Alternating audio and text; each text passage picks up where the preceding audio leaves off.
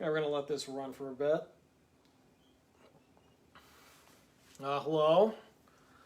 You should be able to find this by my instructions, but if you can't, it may pop up eventually in your notifications. So I'm just going to play for a bit, let this run.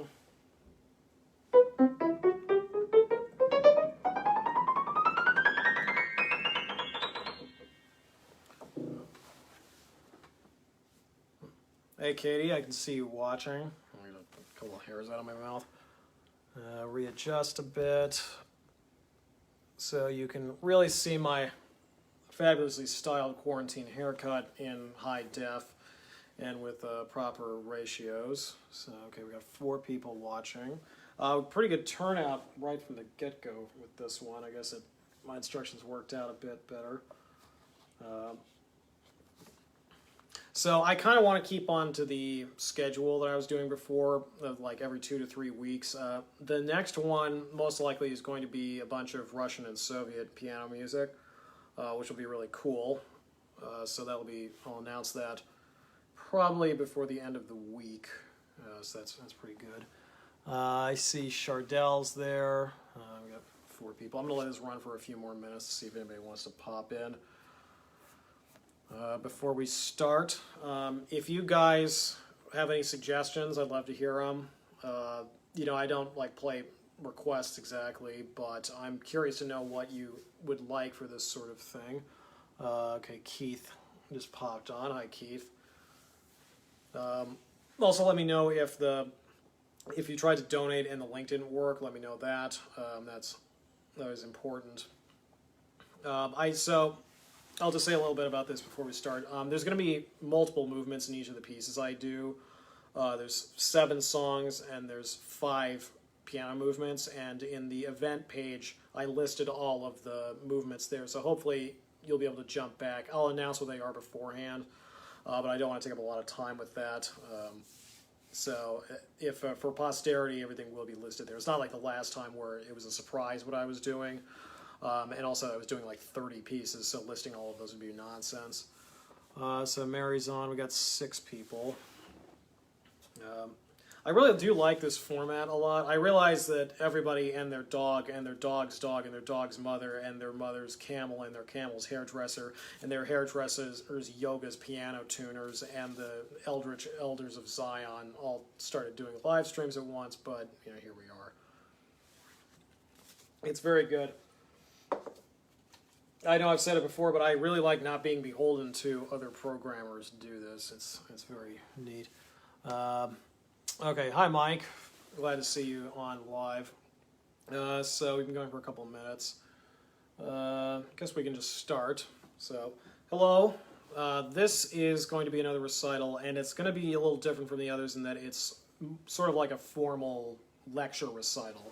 Now, a lot of you haven't gone to see these at a university, maybe have never seen this, but the idea is half of it roughly is going to be me chattering about the subject, and then the other half is going to be me playing. And I've seen different ratios of this in the past, and I've seen everything from electronic music combined with trumpet to Canadian classical music to the different things like that. And I was kind of spitballing in my head what would be a really good one to do for this sort of thing. I've never done a formal presentation like this for a college class, but this seemed like a really good one because the material very precisely fits into about an hour of what we're playing. We're going to talk about a man named Henry Eichheim.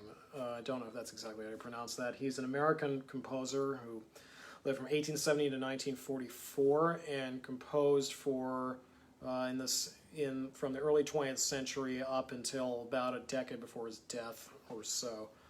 Eichheim is a very interesting figure, but also is basically totally ignored by the music mainstream in this country historically. He has a kind of narrow window where some people remember him or they discover him researching something else, and we will get to that.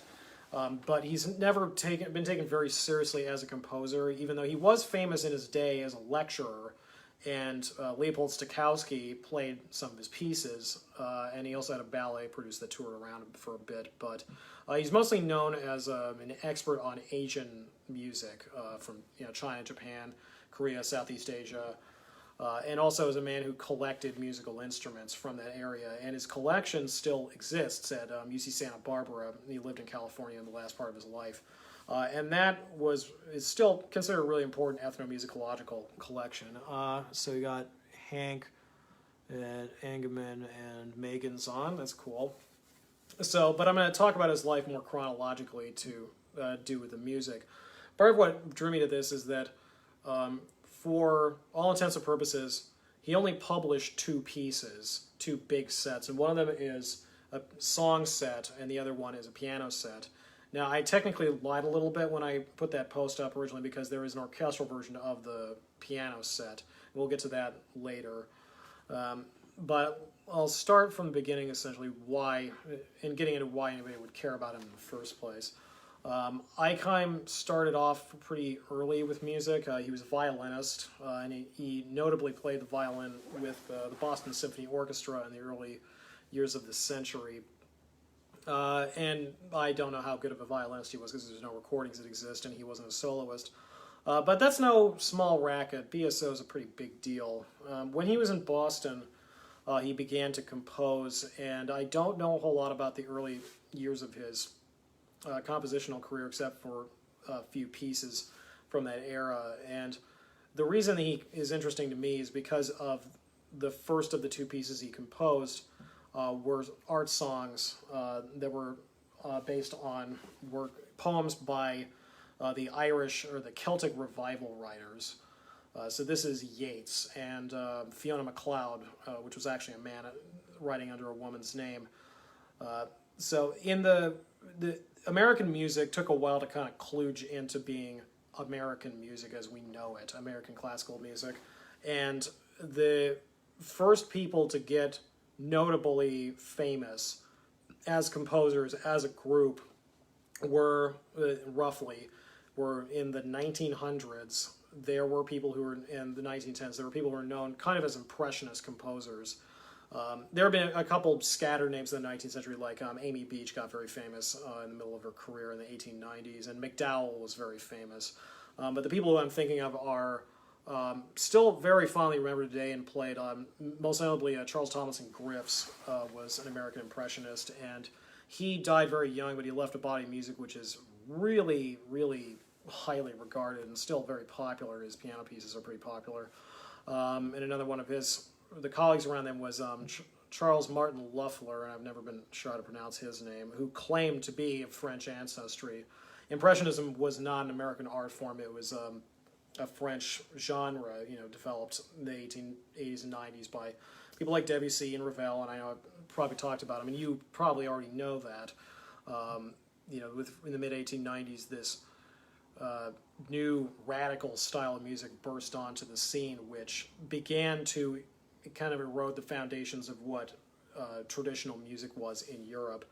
And by the aughts, Debussy and his music had become very famous overseas. His opera Palais de Malazan was played a lot in America, and people started to cotton onto that, like Loeffler and Griffiths, and or another composer I just recently discovered is Carl Engel, who's a French immigrant who wrote some really, really striking art songs that nobody sings at all.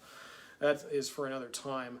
Eichheim began composing in the mid-aughts around this time, and from what I gathered, just immediately cottoned on to this kind of impressionist style, because his earliest pieces that anybody knows about are these songs, and they are definitely impressionist songs. They're very heavily influenced by Debussy and Ravel and the technical tricks that they were doing at the time.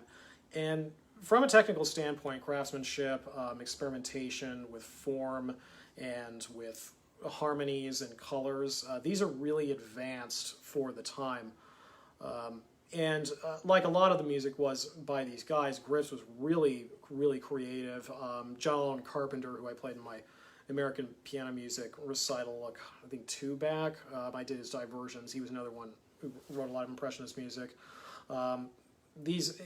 and these people actually became rather famous. Loeffler was probably the most famous and highly regarded composer of his time during his lifetime. But oddly enough, within a decade of his death, no one played his music anymore. It took decades for it to be rediscovered. And the reasons for this kind of odd. It's because, like these Impressionist composers, they weren't really writing American music. The concept didn't really exist when they were around, but the generation of Copland and Roy Harris and William Schumann and Gershwin completely railroaded anybody who wanted to try a different genre out as American music, and they defined what modernism was. And so the earlier generations who were doing more European-styled experimentation got just kind of shuffled under the rug and forgotten, except for like a couple of pieces that remained kind of in the rep. There's never really been an American rep, sadly. And Eichheim's songs are among that, I think. They're just not American music, even though they're by an American, written for Americans, in English, these songs. So it's kind of unfair. And so those composers who I had mentioned before have been reappraised and they're like now, but these songs have not been brought back at all. There's no recordings of them. I wasn't able to find any writings or critical thought on them. I did a lot of research for this, and the second piece I'm going to do, people had looked at them and analyzed them and put them in historical context, but there's nothing on this, which is really a shame. They're extremely rich, and the poems that they're based on are, I mentioned Celtic Revival. This is the 1890s and early aughts. William Butler Yeats is the best known of these guys, and he wrote poems in the first part of his career that were heavily inspired by Irish mythology and landscape. And so they're filled with magic and mystery and sort of earthy tragedy in people's lives and these kind of weird characters. And a couple of the songs here will refer to almost fictional characters. The last one refers to a man named Ed, I don't even know how to say his name. Fiona MacLeod was the same kind of way, whereas the legends and sort of fairy tale atmosphere and magic. MacLeod's an interesting figure. It's actually a man named William Sharp, a Scottish writer, and he wrote these pseudonymous poems, which were very popular. And it's not like Richard Bachman for Stephen King, where after a while I said, "Aha, it was me." Like Sharp really kept it a secret. His friends didn't even know he was writing this. So, but that's for another time. And so with MacLeod, at least, and Yeats, a lot of composers have taken on Yeats, but MacLeod was especially popular in the 1900s, and with these American Impressionists. Cripps wrote a MacLeod set.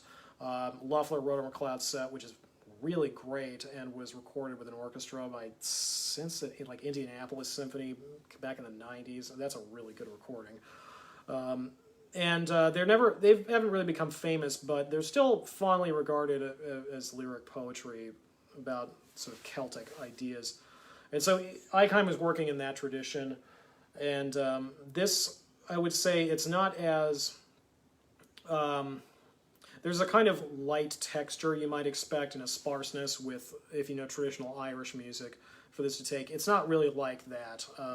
He didn't try to encapsulate Ireland or Scotland musically. It's not really about that. It's more about the mysterious, otherworldly atmosphere of the poems and the drama of the poems and, the emotional arc of the poems that you try to get through impressionistic terms. And so if you're aware of Debussy's songs, you'll hear a few of the same tricks.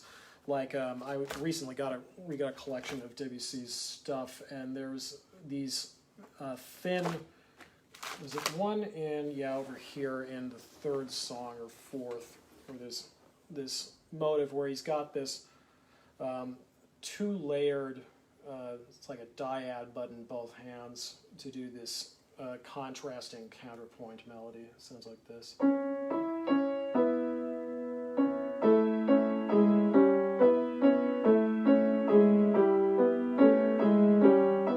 And that's right out of, say, like the Chanson de Bilitis, the Debussy. and there's other things that will sound like that. But what interests me the most now, looking back, is the moments that have never been repeated. These songs, they do have structures to them. They have organic material that gets repeated, but there's a lot of bars where there's just weird little eruptions that never come back, that are responses to things in the poems, or are just maybe ideas that were stray and he couldn't find another way to put them in. And that isn't to say that the songs are slipshod, but they do have a kind of unstable feeling, and like he had so many ideas he had to get in there. And he was not known as a composer at all, so when he published these in 1910, it was a risk in that he was introducing himself to the musical world. No one saw it. It was from a kind of famous publisher, the Boston Music Company, and they're extremely rare now. I've never seen a copy for sale. Let me try to find. There was one that I used. I used a couple of bits from this music for the. Okay, this is gonna be backwards, but let me see if I can. Look at this top line here. That's one measure. Every single beat in it has a different musical concept, and it does create an arc, but it's unusual to read. These are really hard to sight read, for one thing. I tried to work these up with another singer, it just didn't work out. But it'll have a few moments like that it's where the invention will override the structure of the song. And those are interesting things to listen to. I don't want to go over all of them because they'll A, spoil the surprise, and B, it'll be really, really long. But you can sense that he was a younger composer who was grappling with his own ideas. And what he came up with it's very lush music, and it's haunting at times. And it takes a lot of savvy to do these right. I'm just a guy, so we'll give it a good shot. But I'd really like to hear an actual singer and pianist, someone who specializes in this kind of music to take it on. Robert Osborne is a baritone who's done all of John Allen Carpenter's songs, and he did Leo Sowerby's songs. He would be a cool one to do this. I think his voice is a little too low. Anyway, if you have a favorite singer, just imagine them actually doing this stuff. I don't want to say that most singers are lazy. It's more that there's not a lot of incentives for classical vocalists to take big risks in the way that there are for instrumentalists. Like flutists love nothing more than to find hideously difficult, cutting-edge concert works to really work their chops on. Like Fairney-Who's like Unity Capsule or something like that. Because they can just zip around all over the place. But singers, they are just built different, and they're trained differently. And there's more economic stakes on them sounding very pretty versus doing music that's really interesting and people aren't really doing before. And so there's just not the same incentives for experimentation. That doesn't say there aren't a lot of singers who do that. But in my trying to put on vocal recitals in the Seattle area, it's been really difficult. I've been trying for years to put on one of Russian art songs, and it's really hard to find someone who can read Cyrillic and pronounce Russian and also can sing the music that I had picked out, which was very hard for someone who doesn't have perfect pitch. And so I can do these reasonably well, but I'm very odd, and I don't really represent the singing public. So I don't know if you know anybody who's up for a challenge that's very rewarding, and they want to do something in this era that's a kind of American music that people don't know about. Let me know, because I'm game for it. So we're going to do the 7 songs that were written between 1904 and 1908. There were a number of others that were not published, but these are the ones he thought were good enough. So the song list, I'll just read really quickly. First one is The Heart of a Woman. It's a Yeats poem. The second one's a MacLeod poem, When the Dew is Falling. Third one is a MacLeod poem, The Undersong. Fourth is a MacLeod poem, Across the Silent Stream. Fifth is one by Dante Gabriel Rossetti. It was very famous, The Autumn Song. Sixth is another MacLeod one, and the seventh is a Yeats one again. So Here is the 7 songs by Henry Eichheim.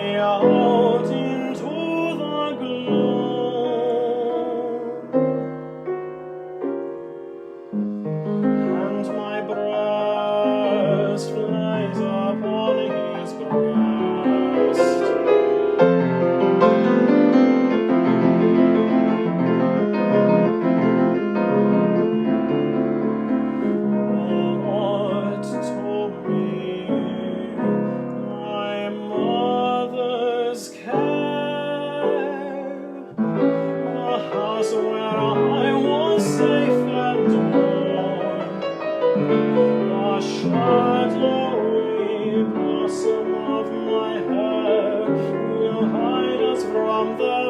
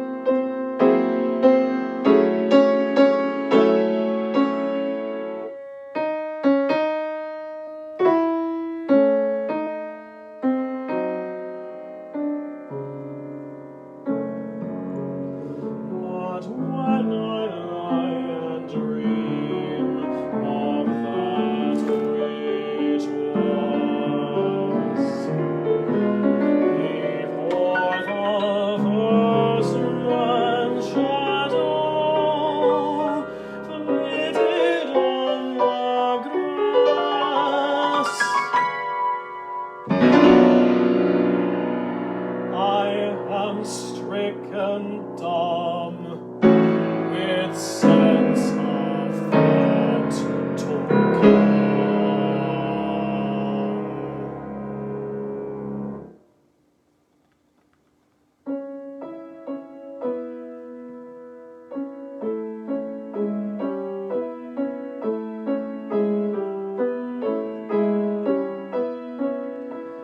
Is than this wildering season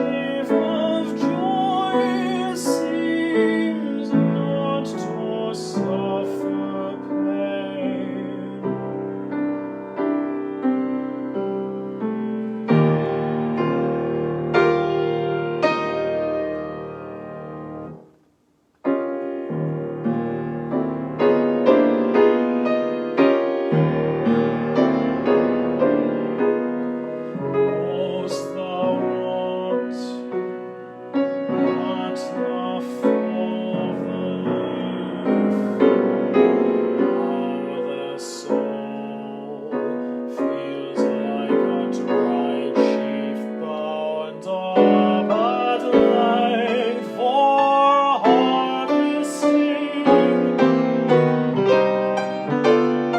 and our death seems a comely thing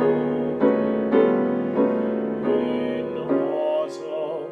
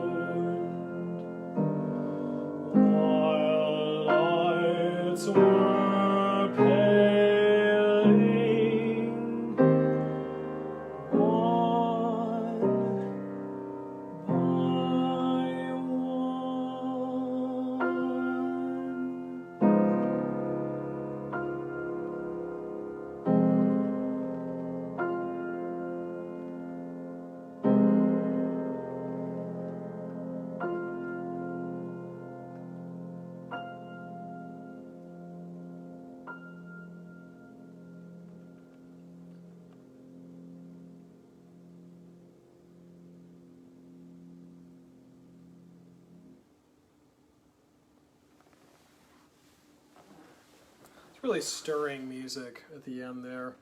I mean, the whole thing is very haunting. And of course, it wouldn't be a recital by me if there wasn't a lot of stuff about death or darkness, and yeah, that's all right. After this, he didn't compose a whole lot until he started on his travels into Asia. Eichheim had known about the culture of Asia before that, and a very good analysis of his work in the latter part of his career cited the influence of Lafcadio Hearn, who was, I think, an American writer who spent much of his life in Japan and translated and collected folk stories from Japanese culture and translated them into English. And he's very well known for introducing Japan to the West. And Eichheim traveled throughout Asia, and he saw a lot of very interesting events when he was there. And at first, when he heard Asian music, didn't like it. He said in his notes that it was really not very interesting. But the more he listened, the more he got to understand the culture it was coming from and how old the music was and how ingrained in itself it was. He began to really respect it. And after that, he decided to devote most of his energies in music, not to playing the violin or to composing music like this, but to lecture on and promulgate knowledge about Asian music to America and to Europe.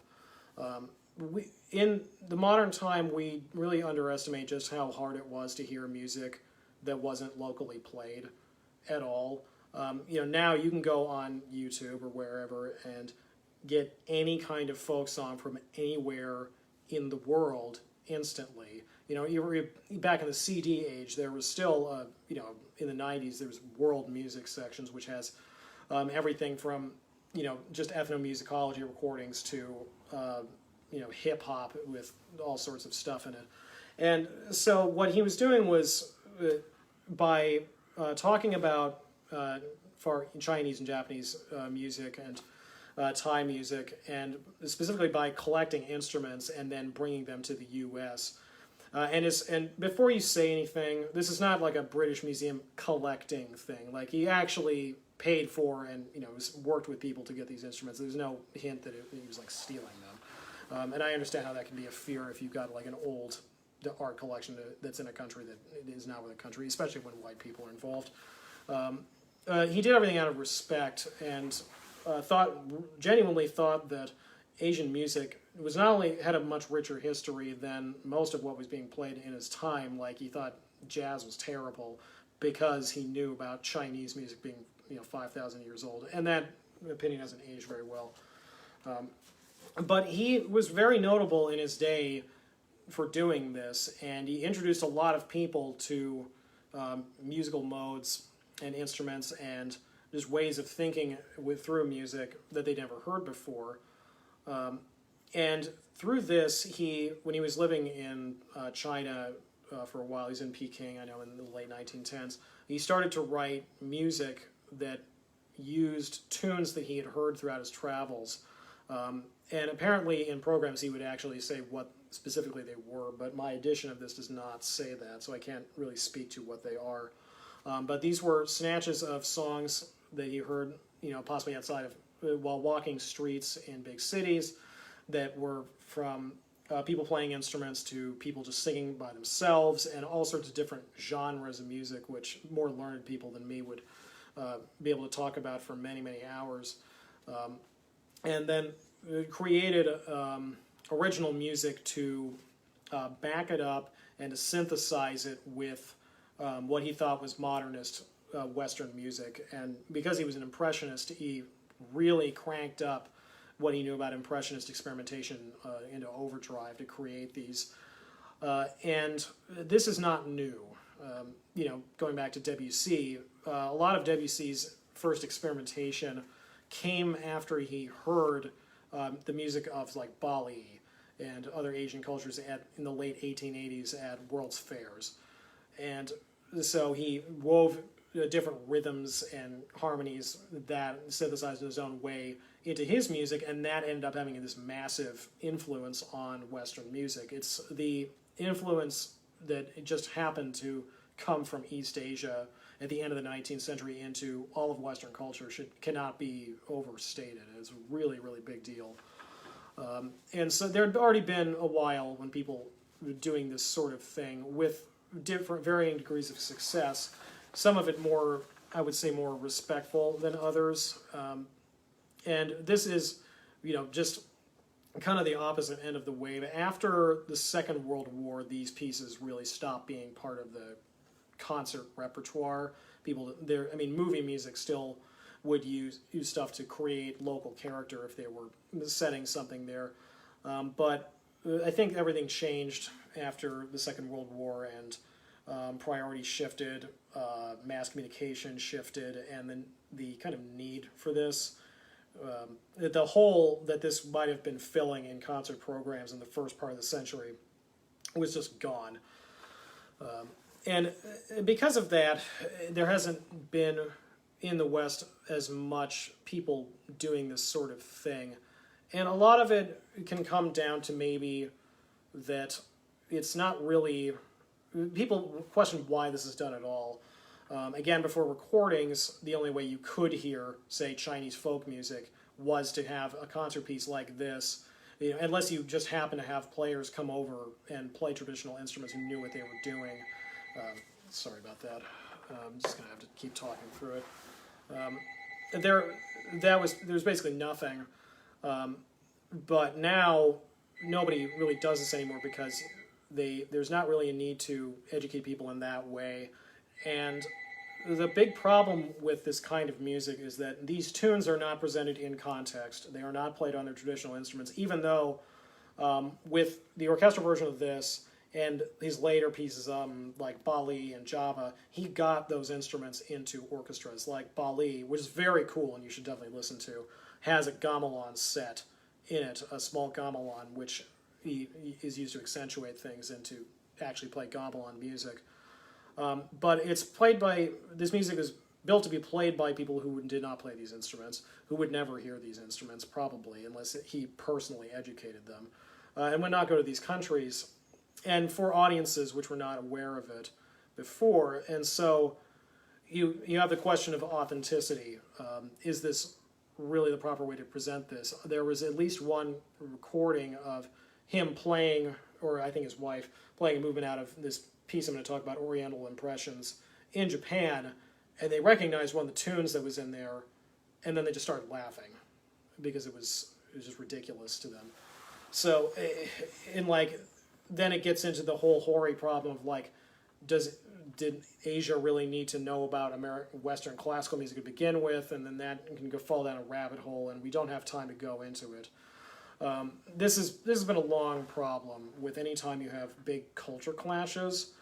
I think that the standard for respectful cultural import in terms of art from Asia to the West is probably poetry, like tanka and haiku, with Japan and ancient Chinese forms. That's straight translation usually, and it's done very respectfully because the people who were doing it really respect it as art. The worst would probably be, comedic, bad Asian music that's meant as a kind of racist jab. And that's what people want to try to avoid. I personally believe this doesn't do that. This is above the line, that he had a sincere belief in the quality of the music and the need to educate people in the West about it because he thought it was really valuable. And he thought that he was doing a service and that this would be acceptable to Asian people.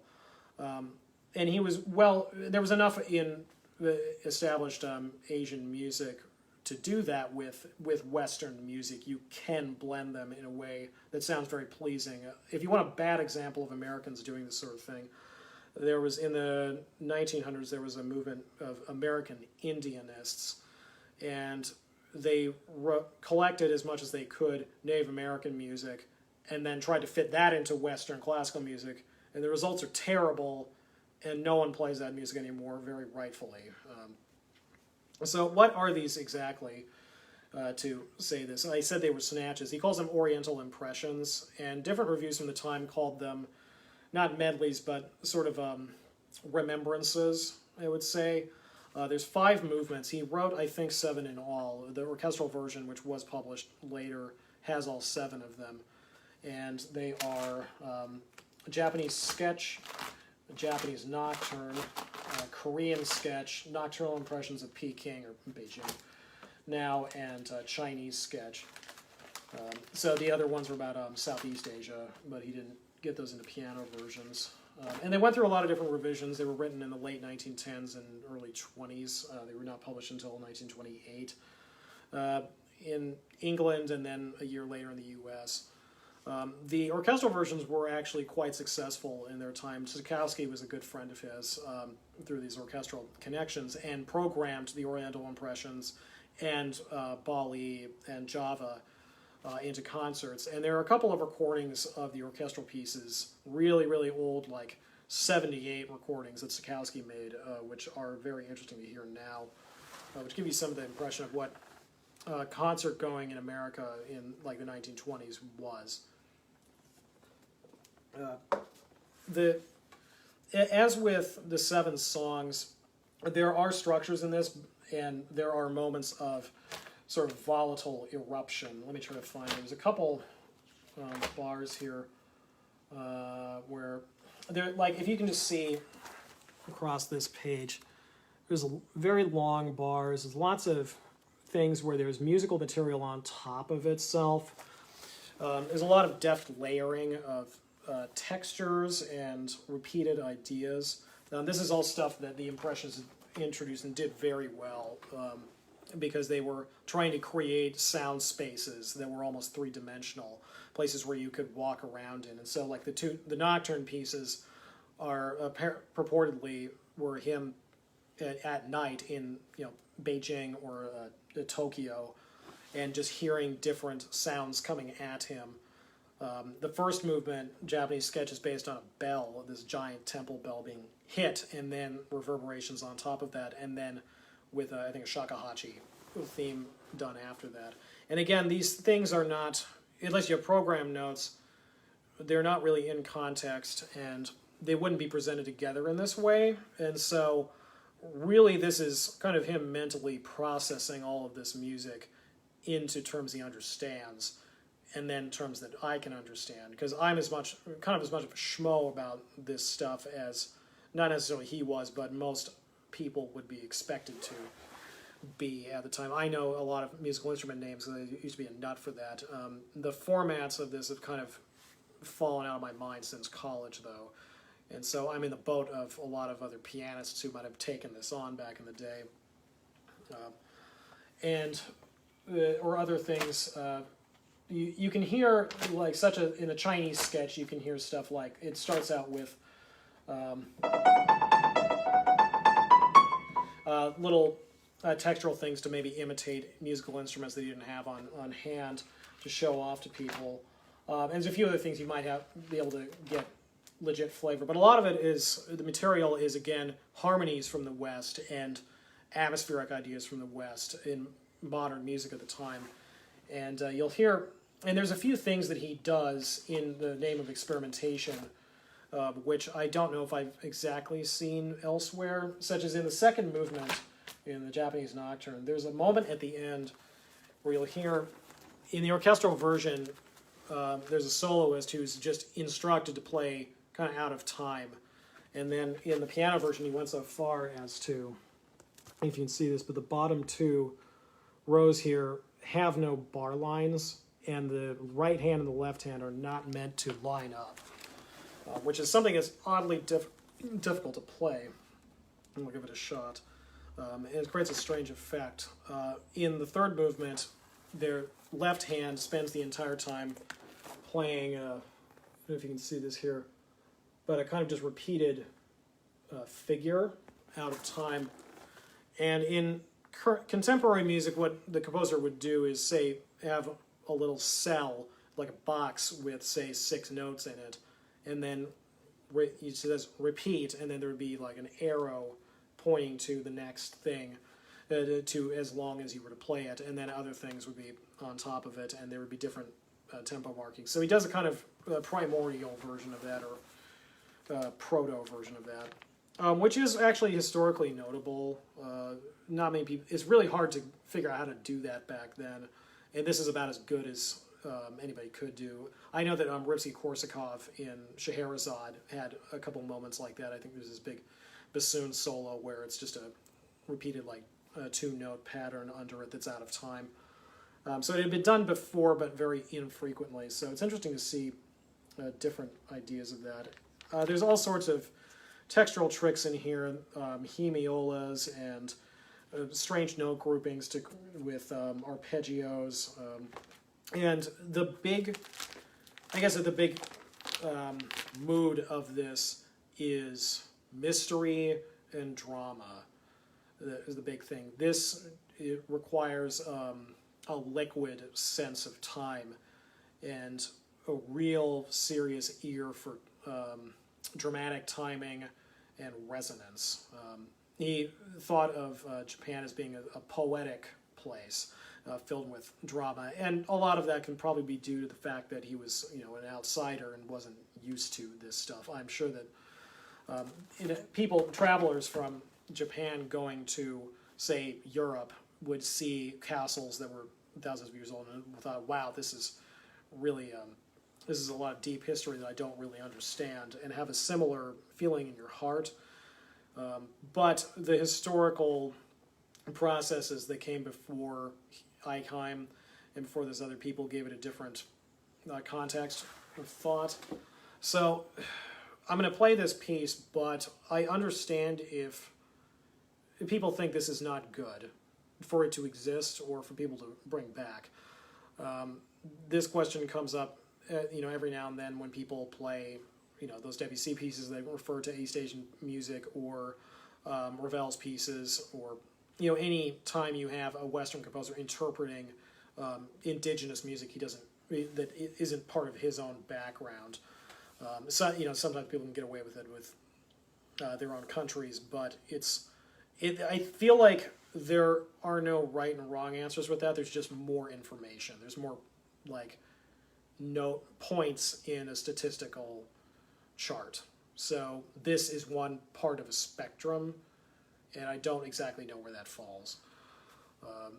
Certainly people don't write music like this very often, and the more academic and vocal you get of an audience, the more they can talk about this. But I've been at concerts where very contemporary pieces tried to do similar things, and no one said anything. Like when I was in college, the band did this Michael Colgrass piece called Bali, which did similar things, and I didn't hear anybody say anything about if it was culturally respectful, and it appeared to be, as far as I could tell, but no one really talked about it. Or Marc-Andre Hamelin, I saw him live, and one of his encores was a piece by Leopold Godowsky from his 45-minute piano suite, Bali. And no one said anything about that, and no one really cared. What I would really like to see for this is for an East Asian pianist to play it. There have been a couple of cases in, I think, the 90s, like that Godowsky suite, that was recorded by an Indonesian pianist. And then I have a CD by Narika Ogawa, a Japanese pianist, playing a bunch of European pieces based on Japanese folk music. And they are of varying degrees of technical prowess and respectfulness to a certain degree. And so that it would be very interesting to see someone like that try to put this on and have their opinion. If you know someone who wants to talk about this, who is more up on this than me, or is less white than me, that'd be great. I'd love to get in the conversation. So, all I'm saying is I'm just another white classical musician who's taking this on, and I believe it to be really good music that deserves to be heard on its own terms, but I understand the issues with programming it at all. Eichheim's reputation almost solely rests on this now, this and his musical instrument collection, which is still referred to a lot. But when I was doing research on this, I found a lot of articles that reference this piece and its history and the uses of Asian music and classical music, and where this was on the ladder of technical usage of Asian music and like what it meant, and it, and like cultural appropriation and imperialism. And there was no straight answer, but people don't really talk about if it's good music or not. Like Chu Wen-chung, who's a Chinese-American composer, talked about this in a review, and he said, well, it's just sort of crude impressionist stuff. And that was all he actually talked about, the quality of the pieces. And I think that's really unfair to them. I mean, it's sort of unfair to write this to begin with, or not really unfair, but it's kind of doomed in a way to be obscure. Like Debussy's Pagodas from his Estampe suite, it has all this Chinese influence, but it's really abstracted, and that has sustained itself very well because it's so abstracted. So by being less respectful or less documentarian about it, the piece has had a longer shelf life. But if you're too documentarian, it's not interesting as a concert piece, and it's just, there's no answer to this. So, I don't know. His collection also fed itself into maybe inappropriate uses, like the producers of the movie Lost Horizon wanted to use instruments from his collection in that soundtrack, and that movie's pretty questionable in terms of accurately representing Asian life. I know it's a fantasy movie, but still, it's kind of weird. All right, putting all that aside, let me actually play the piece. This is 5 of, I think, ultimately 7. The Oriental Impressions by Henry Eichheim for piano.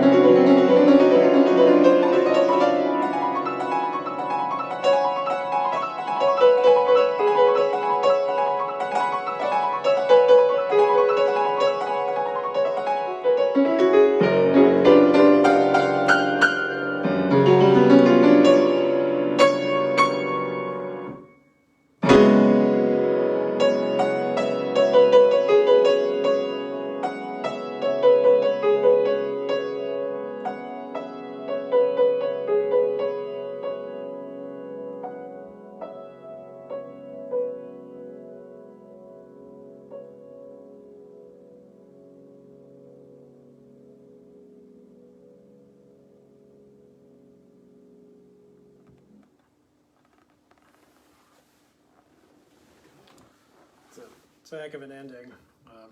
It's really hard to put all that together, but it was a lot of fun. Somebody should really record this and the songs, and then find all of his manuscripts of his unpublished pieces and record those. I'd really like to see them, because while most of his music was like this in synthesizing, some other ones weren't. Like, there was another set of songs from Yeats and MacLeod that he did in the 20s, which I've never seen. His manuscripts are all at the Newberry Library in Chicago, and I don't live in Chicago, and all the libraries are closed anyway, so I wasn't able to see them, but that'd be really something. But Eichheim, his composition trickled off as he got older. He just kept lecturing and conducting and showing musical instruments around, and his priorities shifted, and he just kind of lost touch with composition. So I don't think there's anything after about 1930. And he never, while those pieces that he wrote based on Asian music were programmed, he never got famous as a composer and was never really encouraged to. Like all those later songs he did, he basically never put them up for publication. It doesn't seem like he insisted anybody else play them. So that was it. And he's known as his historical footnote, which is too bad. This was a very good project to go through for me. I always like filling in holes in American music, but it's just the music is so compelling for me as a player and as a listener.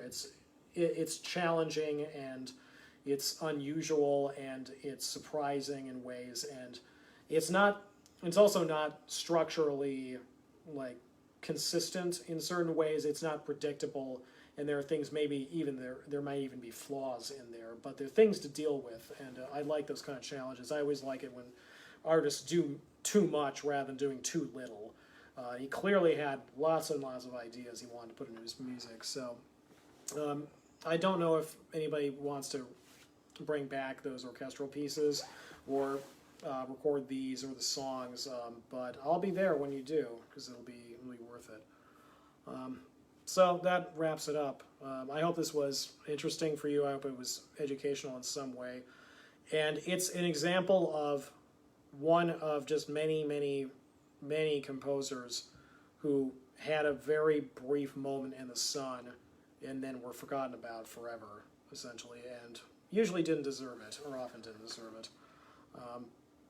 So that's what keeps me going with music, I think. And playing the trumpet's pretty fun, but finding these guys, it's really important to me. So yeah, that about does it. So thanks for watching. I'm probably going to announce the next one for the end of the week. It's probably going to be the Russian stuff, and that'll be really cool. And tune in next time, and have a good evening.